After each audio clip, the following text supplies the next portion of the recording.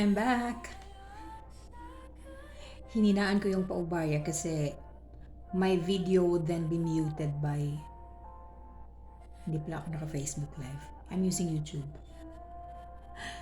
to upload my file. So, um, recently I decided to do vlogging because I only have one subject remaining na to accomplish in law school so that I can finish my degree.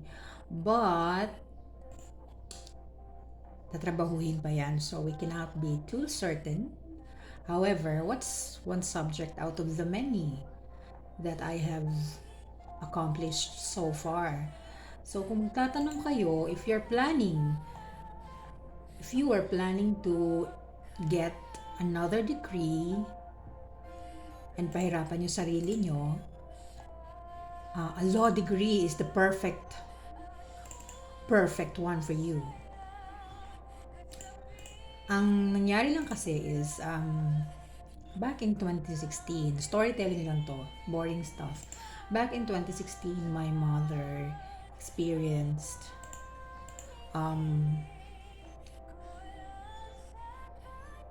transient ischemic attack, which means parang mild stroke. So, dahil back then, at that 2016, I left the corporate in 2014 to pursue public practice in 2015. That's when I got all my accreditations in public practice. So before an accountant in public practice, I was working as an accountant in the corporate from BPI as an internal auditor and up to SMEC, Snowy Mountain Engineering Corporation, an Australian company, where I handled the help desk operation. So from accounting to audit to IT, I've covered pretty much everything. So when I started public practice, although it's different, it's kind of in line with what I finished and what I'm qualified to do. Being a gigster is really difficult at first because for one, you don't have clients to support you. You don't have a client base that you provide services to. But as you go along, you can navigate your way. You can navigate your way around, and you would be able to find the right people that you will offer your services to. So fast forward in 2019, I established Estrosas Ariate and Company, my accounting firm with my partner who is also a lawyer. And then from then on, we were supposed to have a physical office in 2020. We were just before the pandemic hit, and I think even when the pandemic was already in, we tried looking for office spaces in Las Piñas, but it didn't push through. Like most of the accounting firms, now we're working from home, and I don't see any reason the accounting work can be done elsewhere. So, but right now I'm looking at automating things. I want to have my own audit software and a SharePoint software so that I can automate the process, because having a manual process is very difficult. And for productivity, you should have software. We're of the age na lahat na automated, so I don't see any reason why my process will not be automated. Ayun. I hope hindi ako mamamute na to later on sa YouTube because my background music hinaan pa natin. So back to my law school journey. So I started 2016. I was expecting to graduate in May of 2021, but I didn't make the cut. I have subjects to repeat, and then may isa pang sumabit now, but gladly it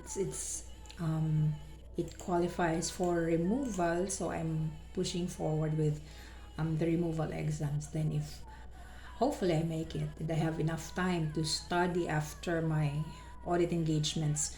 But other than that, it would probably be plenty of time to cover for what I need to accomplish in July. So God willing, ibibigay ni Lord sa atin yan. In July, I will have my Juris Doctor degree. And if not, sige, hindi naman nauubos ang bukas. So, I just, kind of thought of it na, yeah, that's only one subject more. Although, yung pinagdaanan mo before, the thought process, the mental anguish na pinagdaanan mo before you even reach this stage of failures and success, it's not that easy. I have friends who are suffering, really suffering from mental anguish. Kasama pa ang pandemic, so you can't really say na madali lang. But yeah, that's life. When life gives you lemons, hindi mag-lemonade. Ba't ako malulungkot? And my reasoning is that hanggat na-afford ko, hanggat hindi ako kinikick up ni Dean Ulan, di bayad.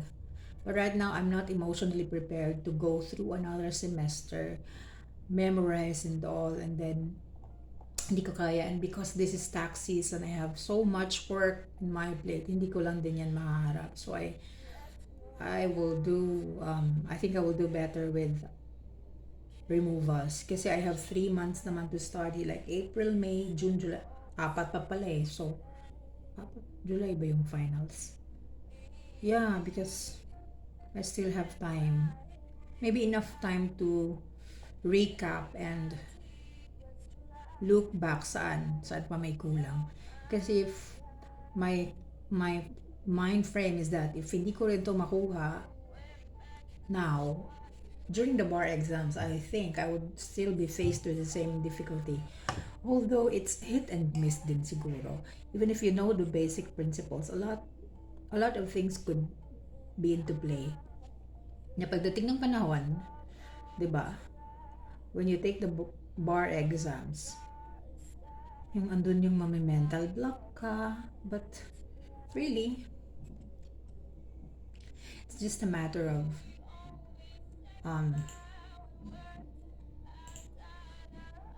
inculcating it in your mind and believing na when the day comes, and hopefully isang take lang, because anong petsa na guys, I'm turning 43 at kailan pa ako magiging lawyer? I don't have the luxury of time and resources to do over the bar exam. So if kaya naman, I will just give it one go, and then the rest saka ko naisipin if I'll make it or not, but hopefully I'll make it. Wala namang imposible pag ginawa lahat ng dapat. So, ganon. And now, why vlog? Wala. Hirap din ang walang kausap, no? During the pandemic, this one I realized na it's very important to have a few set of friends na nagiging sounding board mo. Na parang i-echo mo lang yung mga, just echo what's on your mind. Kasi, guys, sobra yung, ewan ko, hindi naman tayo likas na praning, but the pandemic really showed a lot of the downsides nung yung how we take care of our mental health, and how we cope with stress, how we cope with frustrations. Ayun lang. Kasi just need someone to talk to. And it's not a bad thing in itself. But um I could imagine people na walang walang support system during the pandemic. Kawawa naman. I mean, how were they able to cope with were they able to cope with the times? Kasi if you come to think of it, um, there's a very thin line between sanity and insanity. And I won't have to disclose names, but once before I had a friend na nalunod sa anxiety. And yun pala, my definition of lungkot kasi is I'm sad. But when somebody tells you I'm malungkot ako, don't translate it easily to I'm sad, literally sad, because it can be something else. And what happens to that is that before it's too late na malaman mo, wala na yung tao, nalunod na sa depression.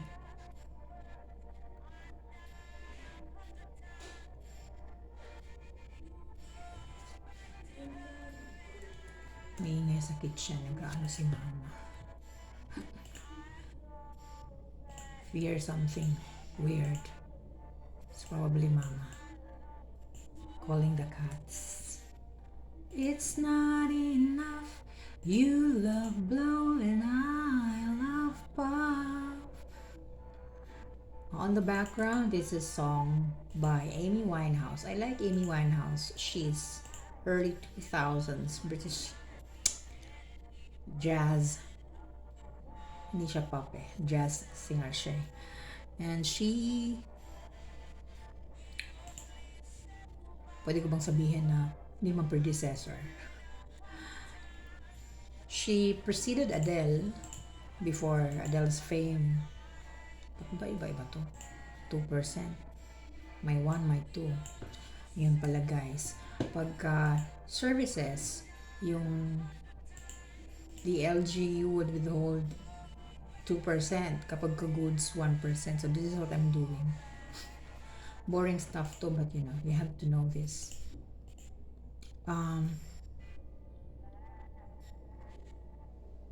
Na-change yung topic ko.